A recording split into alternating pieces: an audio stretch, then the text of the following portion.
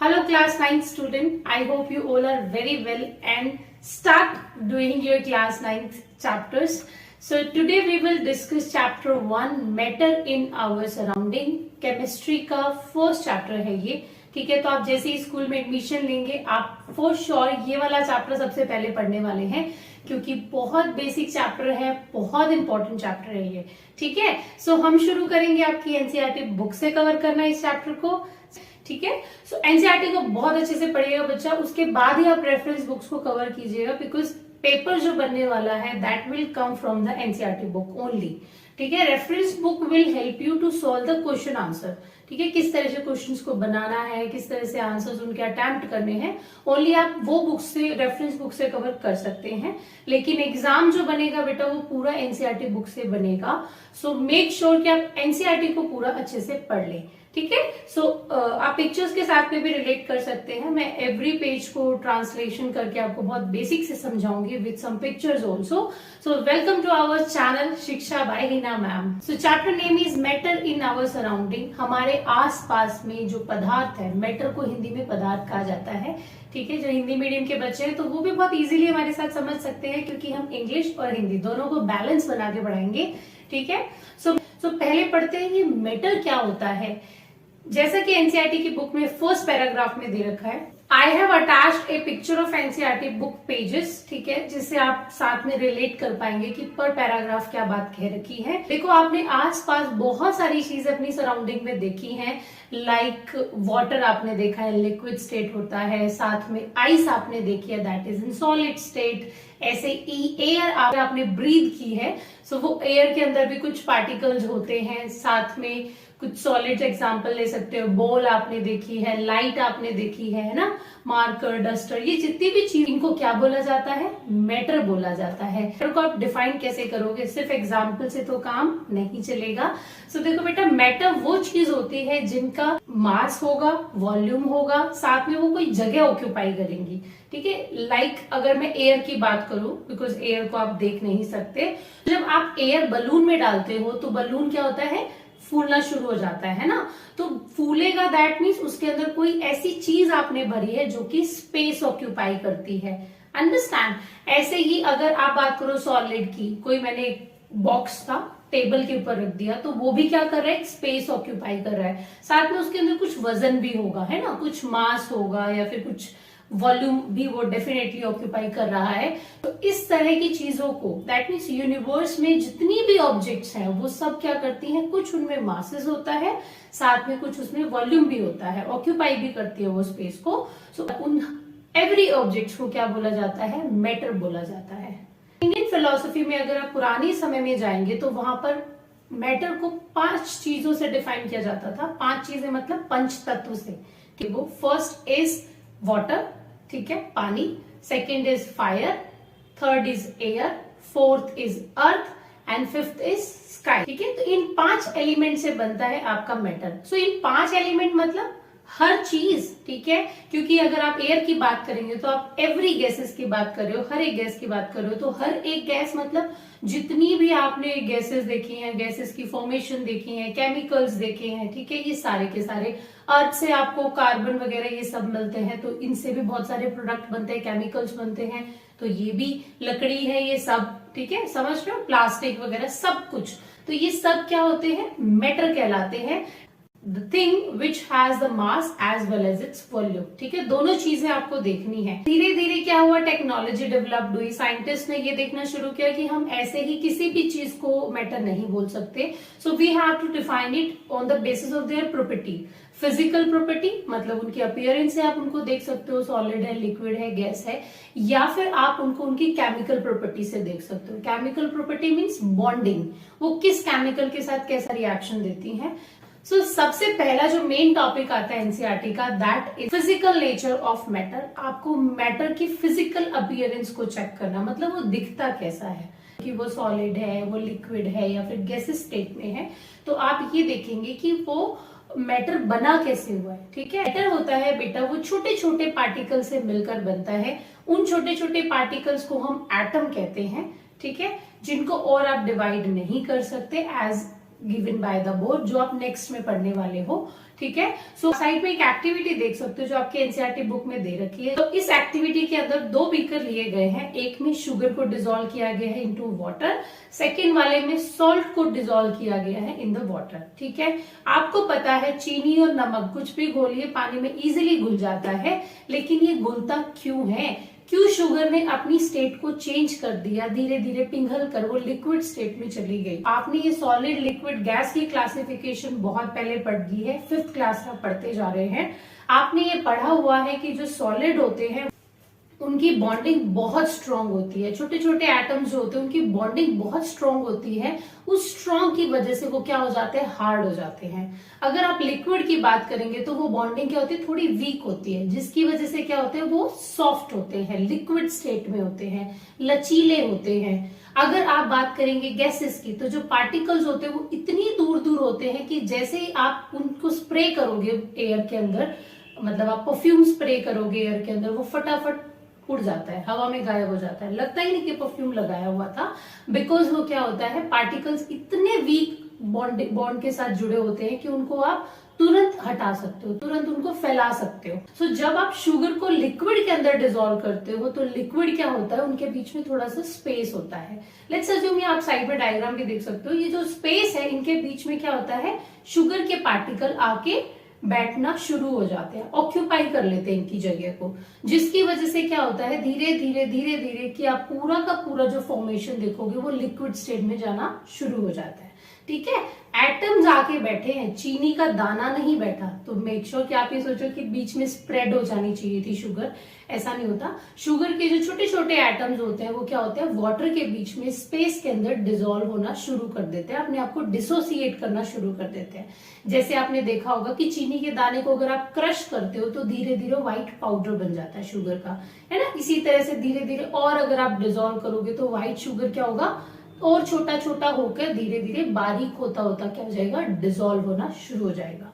सो dissolve क्यों हुआ है, उसका रीजन मैंने आपको बता दिया कि 2 एटम्स या बहुत सारे एटम्स के बीच में जो स्पेस होता है, उस स्पेस के बीच में जाके जो शुगर है या सॉल्ट के एटम जाके प्लेस होना शुरू कर देंगे और अपनी प्रॉपर्टी को, सॉलिड प्रॉपर्टी को लूज करना शुरू कर देंगे।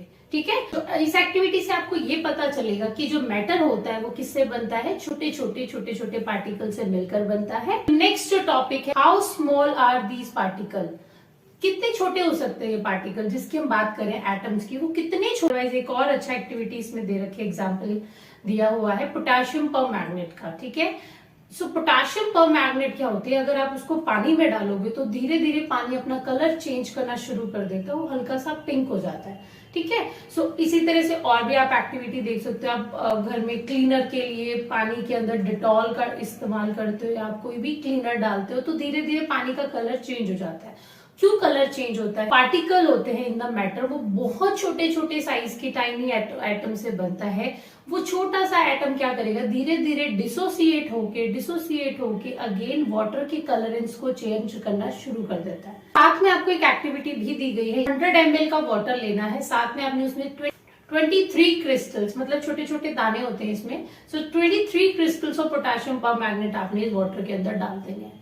धीरे धीरे जब आप उसको स्टेयर करेंगे, घोलेंगे, तो आप ये देखेंगे कि जो वाटर था, जो पहले कलरलेस था, धीरे धीरे वो पिंक होना शुरू हो जाएगा। सो इस एक्टिविटी में ये बताया गया है कि जैसे जैसे आप उसको स्टेयर कर रहे हैं क्या बनेगा बेटा, देखो एटम को हम घोल रहे हैं, एटम मूव करेंगे तो काइनेटिक एनर्जी आएगी। आप किसी को घोलते हो तो क्या होगा, हीट पैदा होती है ना, पार्टिकल एक जगह से दूसरी जगह भागेंगे तो गर्मी आएगी, हीट एनर्जी बनेगी, और उस हीट की वजह से वो अपने आप को क्या करना शुरू कर देगा, डिसोसिएट करना शुरू कर देगा। वो अपने आप को छोटा छोटा टुकड़ों में तोड़ना शुरू कर देगा, और जितना वो टूटता जाएगा उतना ज्यादा कलर चेंज होना शुरू हो जाएगा। तभी आप इससे ये भी समझ सकते हो कि जब भी हम किसी शुगर को डालते हैं पानी के अंदर तो तुरंत डिसॉल्व नहीं होती, it's take some time to dissolve, because वो धीरे धीरे डिसोसिएट होती है। हम उसको गर्म करते, या तो हम बाहर से हीट दे दे या फिर हम उसको घोल रहे हैं चम्मच से, तो चम्मच से घोलने पे क्या होता है, जो पार्टिकल्स होते हैं वो एक जगह से दूसरी जगह भागना शुरू हो जाते हैं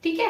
थर्ड जो उसने एक्टिविटी ले रखी है, उसने 2 पानी के ग्लासेस लिए, एक में उसने गर्म पानी लिया और एक में उसने कोल्ड वाटर ठंडा पानी लिया है। दोनों के अंदर उसने कॉपर सेल्फ क्रिस्टल्स को डाल दिया, CuSO4 जिसको बोलते हैं ब्लू कलर के, पोटेशियम पर मैग्नेट ले रखी है, तो ये भी आप डाल सकते हो, वैसे किसी को भी चुन लीजिए, वो डाल दीजिए। आप ये देखेंगे कि जो गर्म पानी होता है अगर आप उसमें डालते हो तो बहुत जल्दी कलर आना शुरू हो जाता है। ठंडे पानी में डालोगे तो पहले वो ड्रॉप जाएगी, धीरे धीरे नीचे सेटल डाउन होगी, फिर धीरे धीरे मिक्सिंग होगी। इससे क्या पता चलता है आपको कि जो पार्टिकल्स होते हैं बेटा, टेम्परेचर जैसे जैसे चेंज होता है वैसे वैसे उनके अंदर स्पीड बढ़ना शुरू हो जाती है। तो 1-2 एग्जाम्पल और आप कर सकते हो। घर में हम बहुत सारी एक्टिविटीज करते रहते हैं बिकॉज वी आर साइंटिस्ट, ठीक है, बॉर्न साइंटिस्ट हैं हम। उसके अलावा जैसे आप घर में एक्सपेरिमेंट करते हो, फॉर एग्जाम्पल हमने ग्लास, ठंडे पानी का ग्लास ले लिया, उसके अंदर चीनी डाल दी, घोल रहे हैं, घुल नहीं रही है, लेकिन जैसे ही हमने उसको गर्म करना शुरू किया वो फटाफट घुल जाती है ना। सरप्राइज हो जाता है ना। सो ऐसा क्यों हुआ? क्योंकि जैसे ही आपने उसको टेम्परेचर बढ़ाया, उसको गर्म करना शुरू किया पानी को, आप देखेंगे शुगर के क्रिस्टल्स होते हैं उनके अंदर फटाफट एनर्जी पैदा हो जाती है। जैसे अगर आपको गर्म तवे पे बिठा दे तो आप उछलने लग जाओगे, है ना। ऐसा ही कुछ उनके साथ में भी होता है। आपने उनको गर्मी देना शुरू कर दिया, वो भी क्या करेंगे, पहले घूम तो रहे थे बेचारे, आराम आराम से टहल रहे थे, लेकिन जैसे ही टेम्परेचर बढ़ा, एनर्जी आ गई उनके अंदर, वो और स्पीड से घूमना शुरू हो गए। और आपको पता है जब कोई बहुत स्पीड से घूम रहा हो तो तूफान मचा देता है वो, है ना। वो फटाफट अपने आप को डिसॉल्व करना शुरू कर देगा। तो ध्यान रखिएगा आप लोग कि टेम्परेचर अगर बढ़ता है तो पार्टिकल के अंदर काइनेटिक एनर्जी बढ़ जाती है, उनके अंदर हीट पैदा हो जाती है, जिसकी वजह से उनका जो मोशन वाज वेरी स्लो, अब क्या हो जाएगा, बहुत फास्ट हो जाएगा। समझ आया आपको? देखो पहले भी मोशन हो रहा था, लेकिन अब मोशन क्या हो जाएगा, बहुत तेज हो जाएगा, जिसकी वजह से पहले वो आराम आराम से अपने स्पेस के अंदर जाने वाले थे, अब क्या होंगे, वो स्पीड से जाके अपने आप को फिक्स करना शुरू कर देंगे, मतलब अपने आप को डिसॉल्व करना शुरू कर देंगे। अंडरस्टैंड? थर्ड जो प्रॉपर्टी है that is particle of matter attract each other. ठीक है, मैंने आपको बताया था कि 2 अगर एटम होंगे वो आपस में क्या रहते हैं, कनेक्टेड रहते हैं। स्पेस भले ही उनके बीच में, लेकिन स्टिल उनके बीच में अट्रैक्शन रहता है।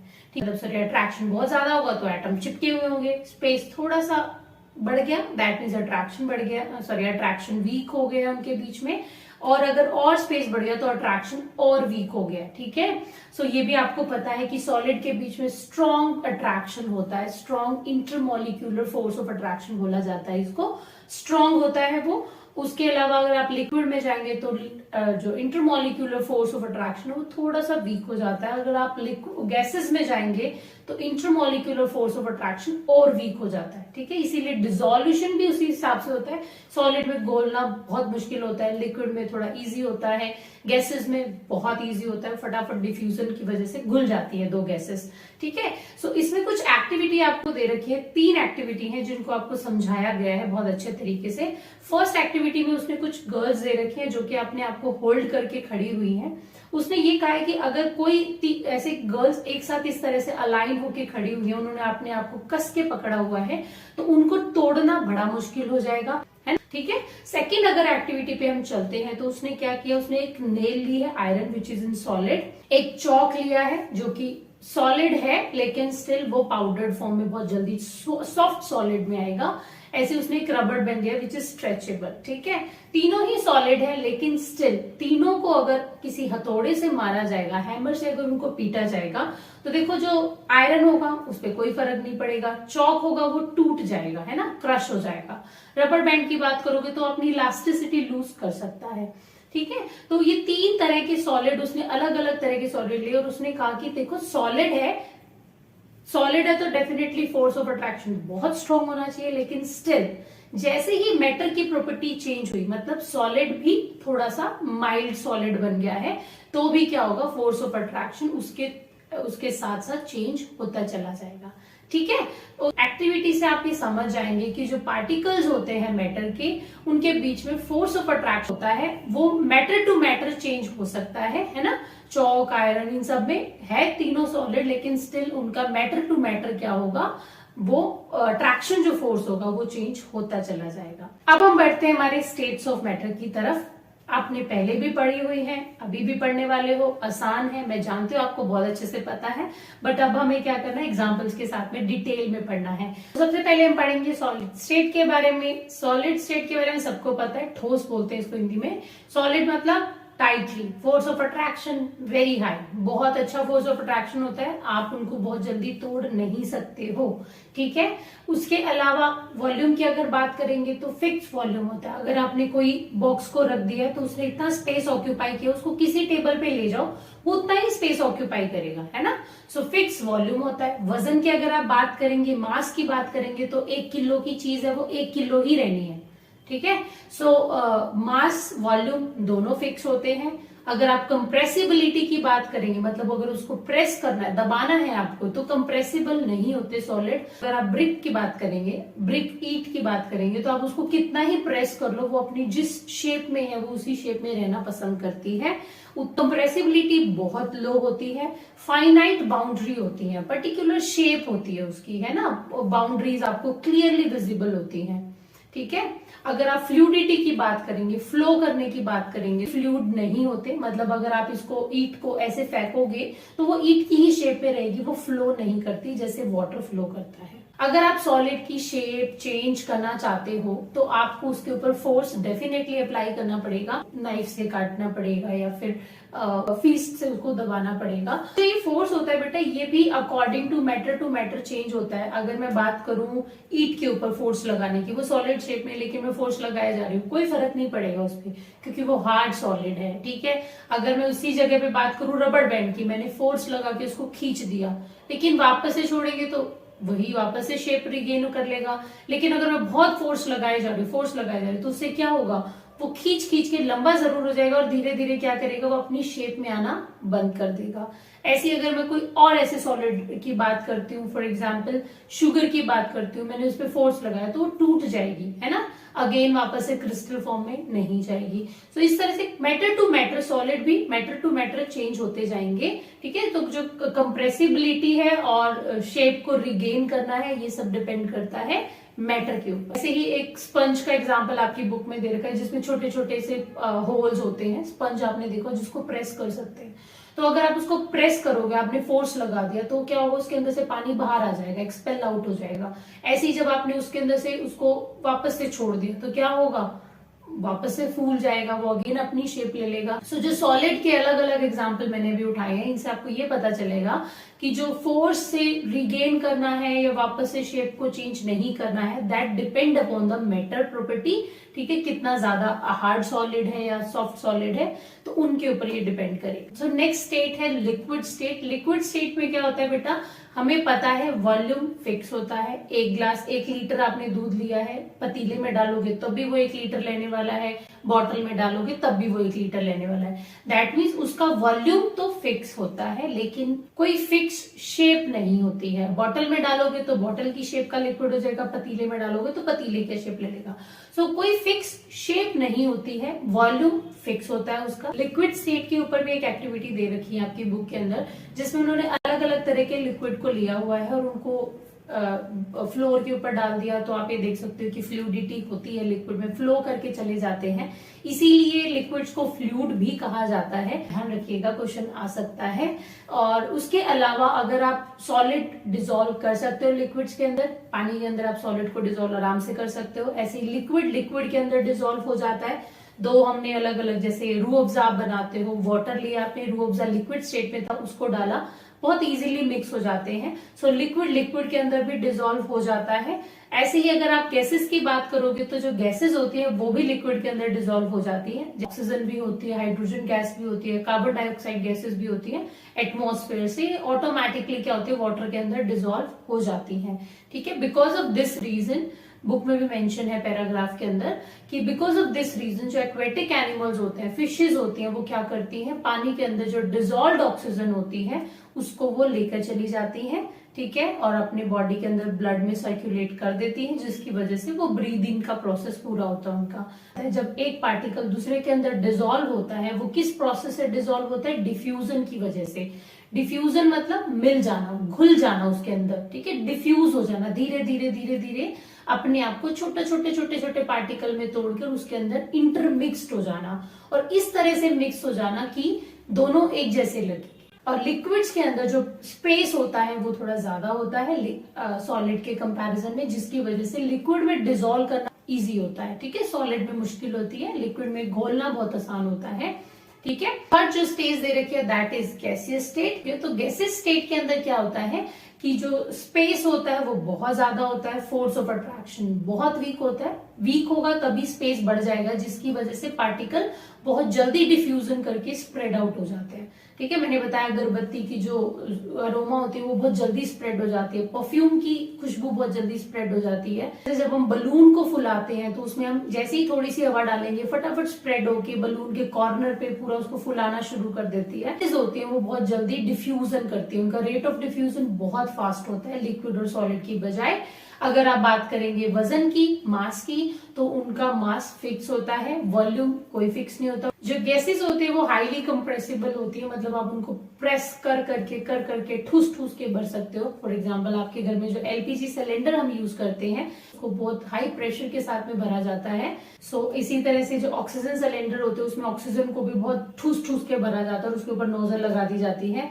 ऐसे ही हम और एग्जांपल ले सीएनजी के एग्जांपल ले सकते हो, कंप्रेस्ड नेचुरल गैस, जिसमें नेचुरल गैस को बहुत हाई प्रेशर के साथ कंप्रेस किया जाता है। सो ये सारे सीएनजी, एलपीजी हो गया, ऑक्सीजन सिलेंडर हो गया, ये सब क्या है गैसेस के एग्जांपल है जिनको बहुत ज्यादा कंप्रेसिबिलिटी को अगर आपको डिफाइन करना होगा तो आप इन तीनों एग्जांपल को पिक करके बहुत अच्छे से समझा सकते हो कि किस तरह से गैसेस को कंप्रेस करके छोटे से वॉल्यूम के अंदर बहुत टाइटली पैक किया जा सकता है। तीनों मैंने आपको एक्टिविटी के साथ समझा दिए। हियर इज अ टेबल, तीनों के डिफरेंस आपको इस टेबल में नजर आ रहे होंगे।